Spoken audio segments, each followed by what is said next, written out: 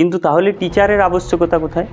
যেরকম একটা উদাহরণ দিই তোমাদেরকে, যদি মনে করো তুমি এখানে কোনো একটা রাস্তা দিয়ে যাচ্ছ, ঠিক আছে, সেই রাস্তাতে এইখানে ধরো একটা রাস্তা বন্ধ আছে, এইখানে একটা রাস্তাতে খাল বা গাড্ডা যাকে বলে হয়ে আছে।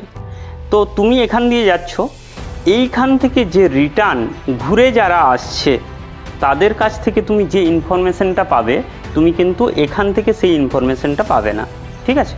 তাই তোমাকে এত দূর পর্যন্ত যেতে হবে না, এইখানের যে ইনফরমেশনটা, এই ইনফরমেশনটা আমরা যারা শিক্ষকরা, সেই শিক্ষকরা দেব।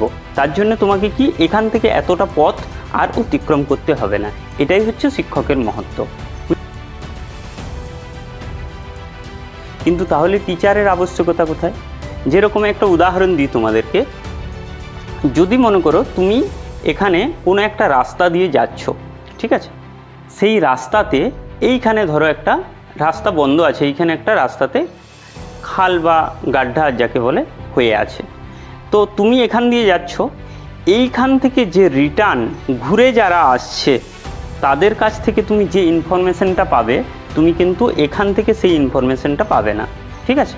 তাই তোমাকে এত দূর পর্যন্ত যেতে হবে না, এইখানের যে ইনফরমেশনটা, এই ইনফরমেশনটা আমরা যারা শিক্ষকরা, সেই শিক্ষকরা দেব। তার জন্য তোমাকে কি এখান থেকে এতটা পথ আর অতিক্রম করতে হবে না। এটাই হচ্ছে শিক্ষকের মহত্ব।